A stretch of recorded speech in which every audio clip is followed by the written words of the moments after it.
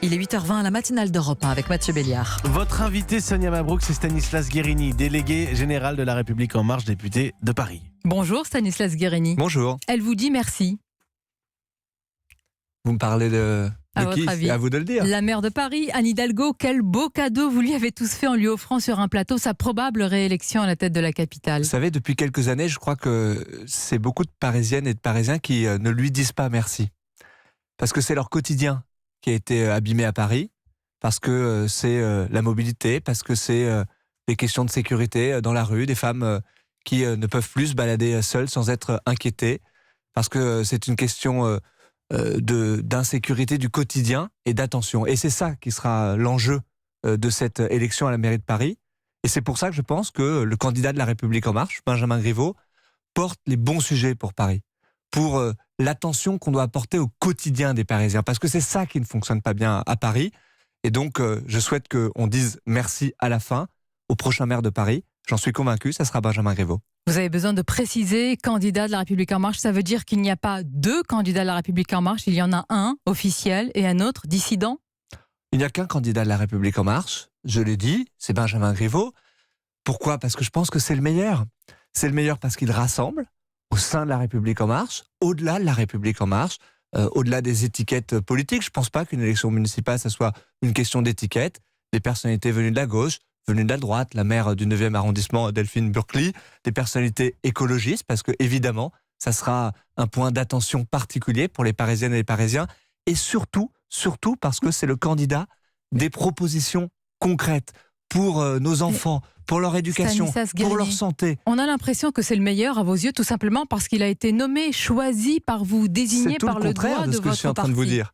C'est le meilleur parce que son projet est le plus construit pour Paris. Et je constate ces derniers jours, ces dernières semaines, qu'on parle beaucoup de questions de personnes. On construit une sorte de feuilleton, mais moi je n'entends qu'un seul candidat faire des propositions, mettre des propositions sur la table, et c'est Benjamin Griveaux. Ça veut dire qu'hier, et ça me marque, parce que je crois que quand on rentrera vraiment dans cette élection, vous savez, choisir un maire, c'est choisir à qui on va confier les clés de son quotidien. Vous n'avez entendu aucune proposition de la part de Cédric Villani. Alors c'est vrai, il y avait des envolées, du lyrisme, c'était passionné, mais pas de proposition. Je n'en ai pas entendu, c'était peut-être pas le moment pour lui. Vous savez, je vois aussi que depuis quelques semaines, je vois beaucoup de Griveaux bashing. Et moi, je déteste le bashing. Vous n'entendrez jamais dans ma bouche du Villani bashing, en termes du bashing, ou quoi que ce soit. Il s'y connaît bien, Benjamin Griveaux, avec ce qu'il a dit sur ses propres camarades. Mais reconnaissez-le, avec les phrases qu'il a laissées passer. Son erreur, c'était une conversation mais il s'y connaît privée. En bashing. C'était une conversation privée. Je pense que chacun, dans notre vie privée, au téléphone, on a ses qualités, ses défauts. On a pu un jour s'emballer contre quelqu'un. Il s'est excusé. Et je crois que c'est très important.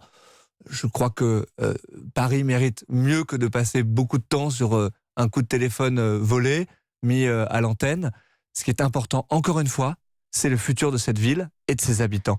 Et ce que je vois, c'est que quand on va rentrer dans cette campagne, eh bien, à ce moment-là, on jugera qui est en meilleure capacité de porter le quotidien des Parisiens. Guerini, au fond, qu'est-ce que vous lui reprochez à Cédric Villani ? Il a suivi à l'échelle d'une ville, Paris, l'exemple du président Emmanuel Macron qui a tout bousculé, tout transgressé pour s'emparer du pouvoir au niveau national. Que lui reprochez-vous ? Ses ambitions ? Vous savez, je ne prétends pas avoir de brevet du macronisme, mais ce que je vois, moi, c'est que le macronisme, ce n'est pas de ne pas respecter l'engagement qu'on a pris dans une procédure, un engagement que Cédric Villani, par sa décision, ne respecte pas. Le macronisme, c'est quoi ? Le macronisme, c'est d'aller à la rencontre des Parisiennes et des Parisiens pour les écouter, pour pouvoir ensuite être mieux entendus. C'est ce que fait Benjamin Griveaux depuis 2 semaines. Le macronisme, c'est de dépasser au-delà des étiquettes partisanes. C'est ce que fait Benjamin Griveaux depuis 2 semaines. Dites-moi, la situation doit être bien compliquée pour devoir ainsi le défendre ce matin. Concrètes, c'est de faire des propositions concrètes qui parlent au quotidien des gens. C'est ce que fait Benjamin Griveaux. Donc vous voyez, je suis très à l'aise, moi, pour défendre un candidat, mais parce que je suis convaincu que c'est le meilleur. Est-ce que le macronisme, ce n'est pas aussi un manque de démocratie au sein d'En Marche ? Et d'ailleurs, Cédric Villani l'a pointé hier, il a mis le couteau dans votre plaie, le doigt là où ça fait mal. Je ne pense pas. Je crois que nous avons des règles que nous avons collectivement choisies. Trop de règles peut-être. Nous avons mis en place. Stanislas Guerini, de votre parti avant, il n'y avait pas de règles, c'était horizontal. Maintenant, c'est la verticalité qui prime. Mais la Commission nationale d'investiture qu'on a mis en place, c'est la même qui a désigné un certain nombre de candidats, j'en fais partie, qui m'a permis de devenir député, qui a permis à Cédric Villani de devenir député de l'Essonne. Parce que cette commission-là, elle a pu regarder la photo d'ensemble de ce que nous voulons faire en France, de faire confiance à des hommes et à des femmes, de faire la parité à l'Assemblée nationale, de faire confiance à des personnalités nouvelles qui ne seraient jamais devenues élues sans cette commission. Moi, je crois à ces règles de fonctionnement. Et je crois que c'est un bon principe aussi pour les élections municipales. Ces règles, nous les avons choisies. Je fais le constat, et je le regrette, je ne vais pas vous faire de langue de bois, que Cédric Villani ne les a pas respectées, dont acte. Il mène son aventure. Maintenant, moi je suis venu vous parler de mon candidat, c'est celui de La République En Marche. Sur la réforme des retraites, le gouvernement entame aujourd'hui un round de concertation avec les syndicats, la consultation que promet l'exécutif. Dans les sondages, Stanislas Guerini, les Français n'y croient pas. Il faut dire que chat échaudé, ça suffit. La consultation n'était pas dans votre ADN, n'est pas dans l'ADN de l'exécutif. C'est ce que nous avons entendu. On sort d'une crise sociale extrêmement forte, extrêmement profonde dans le pays, où au fond, les gens nous ont dit « Ne réformez pas pour nous, réformez avec nous. On veut être associé à ça. » Bien, je crois que si on est sincère, quand on se dit qu'il doit y avoir un acte 2 de son quinquennat, qui doit être différent de l'acte 1, différent, ça ne veut pas dire qu'on a abandonné toute ambition de réforme. La réforme des retraites, c'est une immense ambition, c'est un projet de société qu'on porte. Mais si justement, on veut aller au bout de cette réforme en profondeur, alors il faudra expliquer, associer. Aujourd'hui, on a un système qui est un système injuste.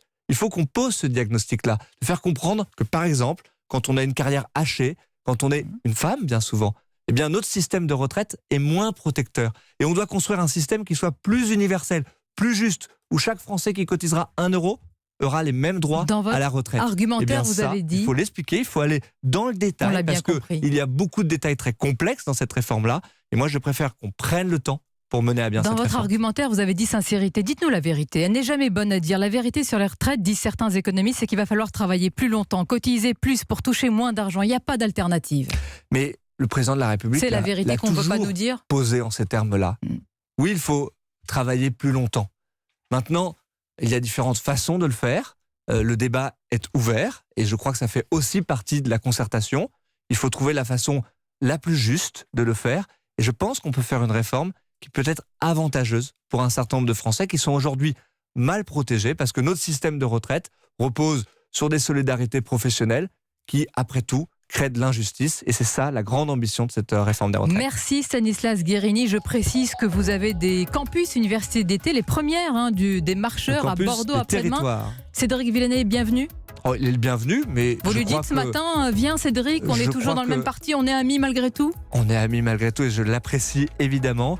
Je crois que par son choix, il s'est mis en marge de La République En Marche et je ne pense pas qu'il fera le choix de venir, mais il est le bienvenu évidemment. Merci à vous.